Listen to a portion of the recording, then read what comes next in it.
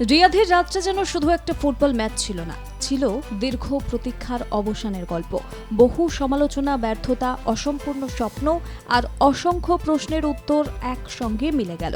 শেষ বাঁশি বাজার সঙ্গে সঙ্গে চোখ ভেজে উঠল ক্রিশ্চিয়ানো রোনাল্ডোর।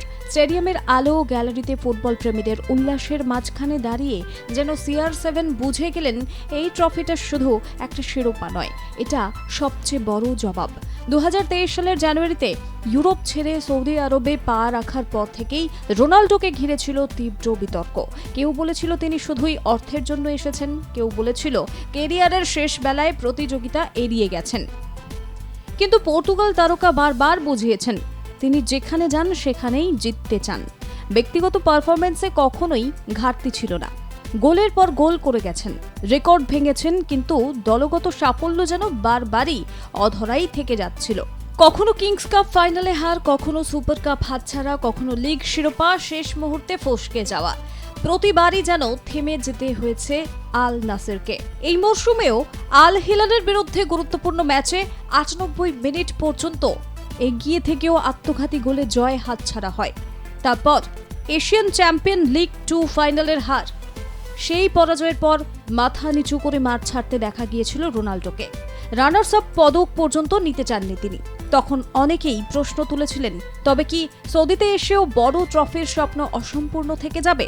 কিন্তু মহান ফুটবলারদের গল্প বোধহয় এখানেই আলাদা। তারা শেষ পর্যন্ত লড়াই ছাড়েন না। শেষ ম্যাচে আর পা ফসকাল না, জোড়া গোল, যার মধ্যে ছিল অসাধারণ এক ফ্রি কিক, আর তারপর ইতিহাস।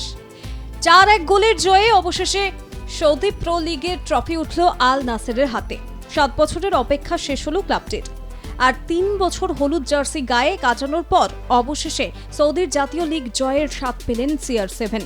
ম্যাচের শেষ দিকে কোচ যখন তাকে তুলে নেন, পুরো স্টেডিয়াম দাঁড়িয়ে অভিবাদন জানায়। গ্যালারিতে বসে বান্ধবী জর্জিনা রদ্রিগেজও উঠে দাঁড়িয়ে হাততালি দেন। সেই মুহূর্তে আর আবেগ ধরে রাখতে পারেননি রোনাল্ডো। মাঠেই চোখের জল ফেলতে দেখা যায় তাকে। ৯৭৩ গোলের মালিক, ৫ বারের ব্যালন ডি অর জয়ী, অসংখ্য ট্রফির অধিকারী এই ফুটবলারের কাছে হয়তো এই কান্নাটা ছিল অনেকটা স্বস্তির। অবশেষে তিনি পেরেছেন। ম্যাচের পর সৌদি লিগের উপদেষ্টা জেসুস অ্যারোয়ো তিনি বলছেন, ক্রিশ্চিয়ানো শুধু ফুটবলার নয়, একটা ব্র্যান্ড। ওর প্রভাব বিশাল।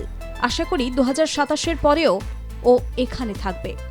৩ মরশুমে রোনাল্ডো সৌদি ক্লাবের জন্য ১০০-র বেশি গোল করে ফেলেছেন। রোনাল্ডোর আগমনের পর বদলে গিয়েছে সৌদি ফুটবলের চেহারা। আল নাসেরের সোশ্যাল মিডিয়ায় অনুসরণকারীর সংখ্যা কয়েকদিনের মধ্যে কয়েক গুণ বেড়ে যায়। প্রায় ৮ লক্ষ থেকে ১ কোটির উপরে পৌঁছে যায়। পরে সাদিও মানে, লারপোত, ব্রোজোভিচদের মতো তারকারাও যোগ দেন। সৌদি লিগ বিশ্ব ফুটবলের আলোচনায় উঠে আসে নতুনভাবে। যদিও সমালোচনা, ষড়যন্ত্র তত্ত্বের অভিযোগও কম শোনা যায়নি। অনেক প্রতিপক্ষই অভিযোগ তুলেছে লিগ যেন রোনাল্ডোকে ট্রফি দেওয়ার জন্য সবকিছু করছে, কিন্তু শেষ পর্যন্ত মাঠের উত্তর মাঠেই দেওয়া হয়। আর সেই উত্তরটাই দিলেন রোনাল্ডো নিজের পায়ের জাদুতে। মজার বিষয় এখানেই যে একসময় জানা গিয়েছিল রোনাল্ডোর প্রথম পছন্দ নাকি ছিল আল হিলাল, কিন্তু নানা জটিলতায় শেষ পর্যন্ত তিনি যোগ দেন আল নাসেরে। হয়তো ভাগ্য এভাবেই পরীক্ষা নিতে চেয়েছিল। ফুটবলের কিছু ট্রফির মূল্য সংখ্যায় মাপা যায় না। এই শিরোপাটাও তেমনই, কারণ এটা একটা লিগ জয় নয়, এটা অদম্য জেদের জয়। বহুদিনের পর রোনাল্ডোর চোখের জলও বলে দিল এই জয়ের দরকার ছিল। একরাশ কান্না, বিতর্ক পেরিয়ে অবশেষে সৌদি জয় করল CR7। এই নিয়ে রোনাল্ডো ঘরোয়া লিগ জিতলেন পর্তুগাল, ইংল্যান্ড, স্পেন, ইতালি এবং সৌদি আরবে। এবার ৪১ বছর বয়সী কিংবদন্তিকে পর্তুগালের জার্সিতে আসন্ন বিশ্বকাপে নামতে দেখা যাবে, যা তার ৬ নম্বর বিশ্বকাপ। ব্যুরো রিপোর্ট, আর প্লাস নিউজ।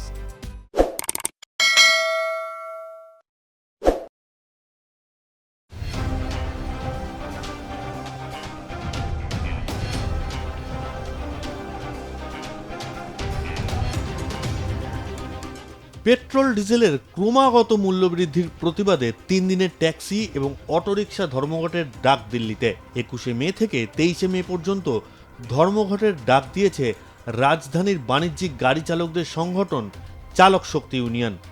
ট্যাক্সি এবং অটোরিকশার ভাড়া বাড়ানোর দাবিতে এই আন্দোলনের সিদ্ধান্ত। একই সঙ্গে অ্যাপ ক্যাব সংস্থাগুলির বিরুদ্ধে অর্থনৈতিক শোষণের অভিযোগ তুলেছে দিল্লির গাড়ি চালকদের ইউনিয়ন। চালক শক্তি ইউনিয়নের নেতৃত্বরা জানিয়েছেন, সিএনজি, পেট্রোল এবং ডিজেলের দাম যেভাবে বাড়ছে তাতে গাড়ি চালকরা সংসার চালাতে রীতিমতো হিমশিম খাচ্ছেন। তাই দিল্লির একাধিক গাড়ি চালক সংগঠনের সঙ্গে আলোচনা করে চালক শক্তি ইউনিয়ন ধর্মঘটের ডাক দিয়েছে। 21শে মে থেকে দিল্লিতে শুরু হয়েছে ট্যাক্সি, অটোরিকশা এবং বাণিজ্যিক গাড়ি চালকদের ধর্মঘট। দিল্লি এবং এনসিআর অঞ্চলের গাড়ি চালকরাই যোগ দিয়েছেন এই ধর্মঘটে। 21শে মে থেকে 23শে মে পর্যন্ত চলবে এই চাক্কা জ্যাম কর্মসূচি।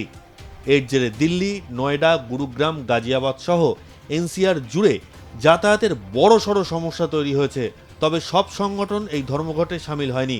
কয়েকটি অটোরিকশা ইউনিয়ন জানিয়েছে তারা পরিষেবা চালু রেখেছে, ফলে সম্পূর্ণ অচলাবস্থা না হলেও আংশিক পরিবহন সংকট তৈরি হয়েছে। ধর্মঘটের ডাক দিয়েছে all India motor transport Congress, AIMTC এবং united front of all transport association UFT এর অন্তর্গত 68টির বেশি পরিবহন কর্মীদের সংগঠন। সংগঠনগুলির দাবি, জ্বালানির দাম লাগাতার বাড়লেও গত 15 বছরে দিল্লি এবং ন্যাশনাল ক্যাপিটাল রিজিয়নে ট্যাক্সি এবং অটো ভাড়া বাড়েনি, ফলে চালকদের পক্ষে সংসার চালানো অত্যন্ত কঠিন হয়ে পড়ছে। চালকদের আরও অভিযোগ, অ্যাপ ভিত্তিক ক্যাব সংস্থাগুলি যেমন উবের, ওলা এবং র্যাপিডো চালকদের ওপর অতিরিক্ত আর্থিক চাপ তৈরি করেছে। তারা সংস্থার কাছে ভাড়া বৃদ্ধির পাশাপাশি অ্যাপ ভিত্তিক পরিষেবাগুলির ওপর নিয়ন্ত্রণের দাবিও তুলেছেন। ধর্মঘটের অন্যতম বড় কারণ হল দিল্লি সরকারের পরিবেশের ক্ষতিপূরণজনিত সেস বৃদ্ধি। এআইএমটিসির দাবি, দিল্লিতে প্রবেশকারী বাণিজ্যিক গাড়ির ওপর সেই বাড়তি সেস পরিবহন শিল্পকে চাপে ফেলেছে। একই সঙ্গে 2026 সালের নভেম্বর থেকে নন দিল্লি BS4 বাণিজ্যিক গাড়ির প্রবেশ নিষিদ্ধ করার সিদ্ধান্ত প্রত্যাহারের দাবি তুলেছে সংগঠনগুলি। দিল্লির লেফটেন্যান্ট গভর্নর তরণজিৎ সিং সান্ধু এবং দিল্লির মুখ্যমন্ত্রী রেখা গুপ্তাকে একটি চিঠি দিয়েছে all India motor transport Congress. চিঠিতে অ্যাপ ক্যাব সংস্থাগুলির শোষণের বিরুদ্ধে অভিযোগ জানানো হয়েছে। অভিযোগ, অ্যাপ ভিত্তিক সংস্থাগুলি নিজেদের ইচ্ছে মতো ব্যবসা চালাচ্ছে, যার জেরে দিল্লি এবং ন্যাশনাল ক্যাপিটাল রিজিয়ন এলাকার চালক এবং যাত্রী উভয়ই আর্থিক ক্ষতির মুখে পড়ছেন। একই সঙ্গে ইউনিয়নের তরফে অবিলম্বে নতুন নীতি তৈরির দাবি জানানো হয়েছে। ইউনিয়নের তরফে চিঠিতে হুঁশিয়ারি দিয়ে বলা হয়েছে, দিল্লি সরকার যদি 1 বা 2 সপ্তাহের মধ্যে ট্যাক্সি ভাড়া না বাড়ায় তবে আন্দোলন আরও বড় আকার ধারণ করবে। সোমবার রাতেই দিল্লিতে পেট্রোল ও ডিজেলের দাম লিটার প্রতি গড়ে 90 পয়সা বেড়েছে। দিল্লিতে পেট্রোলের দাম বেড়ে 98 টাকা 64 পয়সা হয়েছে এবং ডিজেলের দাম হয়েছে 91 টাকা 58 পয়সা। ট্যাক্সি ধর্মঘটের পাশাপাশি আমজনতার সমস্যা আরও বাড়িয়েছে ব্যাংক ধর্মঘট। এসবিআই স্টাফ ফেডারেশন 25 ও 26শে মে অর্থাৎ সোম ও মঙ্গলবার 2 দিনের ধর্মঘটের প্রস্তাব দিয়েছে। কোথাও 6 দিন স্টেট ব্যাংক বন্ধ থাকবে, কোথাও আবার 5 দিন বন্ধ থাকবে। সাপ্তাহিক ছুটি, বকরি ঈদের ছুটি তো রয়েছেই, তারই সঙ্গে 2 দিন ধর্মঘটের ডাক দিয়েছে ব্যাংকের কর্মচারীরা। সব মিলিয়ে 23 থেকে 28শে মের মধ্যে এসবিআই এর শাখাগুলি বন্ধ থাকতে পারে। শনিবার 23শে মে সাপ্তাহিক ছুটি, প্রতি মাসের দ্বিতীয় ও চতুর্থ শনিবার বন্ধ থাকে ব্যাংক। এই সপ্তাহে 23শে মে চতুর্থ শনিবার পড়েছে, তাই ব্যাংক বন্ধ থাকবে। আর 24শে মে রবিবার এমনিতেই ব্যাংক বন্ধ থাকবে। মূলত নতুন নিয়োগ, নিজেদের এনপিএস ফান্ড ম্যানেজার বেছে নেওয়ার সুযোগের দাবি থেকে আউটসোর্সিং পদোন্নতির নীতি, HRMS এবং আরও বিভিন্ন বিষয়ে অসন্তোষ প্রকাশ করে ধর্মঘটের ডাক দিয়েছেন কর্মচারীরা। দেশ জুড়ে ধর্মঘটের ডাক দেওয়া হয়েছে। চলতি সপ্তাহের শুরুতেই কলকাতায় 16 দফা দাবি নিয়ে ধর্নায় বসেছিলেন all India state bank of India staff ফেডারেশনের সদস্যরা। দাবি পূরণ না হলে 2 দিন ধর্মঘটের হুঁশিয়ারিও দিয়েছিলেন তারা। 27শে মে বিভিন্ন রাজ্যে বকরি ঈদ পালিত হবে। রিজার্ভ ব্যাংকের ছুটির ক্যালেন্ডার অনুযায়ী বেশিরভাগ রাজ্যে 27শে মে ব্যাংকগুলি বন্ধ থাকবে, আবার কিছু রাজ্যে 28শে মে ছুটি থাকবে। জম্মু ও কাশ্মীরে বকরি ঈদ উপলক্ষে 27 এবং 28শে মে 2 দিনই ছুটি থাকবে ব্যাংক। ব্যাংক বন্ধ থাকলেও এসবিআই এর ইন্টারনেট ব্যাংকিং, ইউপিআই এবং এটিএম পরিষেবা চালু থাকবে। এর অর্থ হলো গ্রাহকরা অনলাইনে লেনদেন করতে, টাকা তুলতে এবং ডিজিটাল ব্যাংকিং পরিষেবার সুযোগ নিতে পারবেন। এসবিআই কর্মচারী ইউনিয়ন জানিয়েছে, আউটসোর্সিংয়ের কারণে গ্রামের যুবক, অর্থনৈতিকভাবে দুর্বল জনগোষ্ঠী, তফসিলি জাতি, তফসিলি উপজাতি এবং অনগ্রসর শ্রেণীর কর্মসংস্থান কমে যাচ্ছে। এছাড়া কর্মচারীরা ব্যাংকে নিরাপত্তা রক্ষীর অভাব নিয়েও উদ্বেগ প্রকাশ করেছেন। তাদের মতে কর্মচারী, গ্রাহক এবং ব্যাংকের সম্পদের জন্য নিরাপত্তার ঝুঁকি বাড়িয়ে তুলতে পারে। ব্যুরো রিপোর্ট, আর প্লাস নিউজ।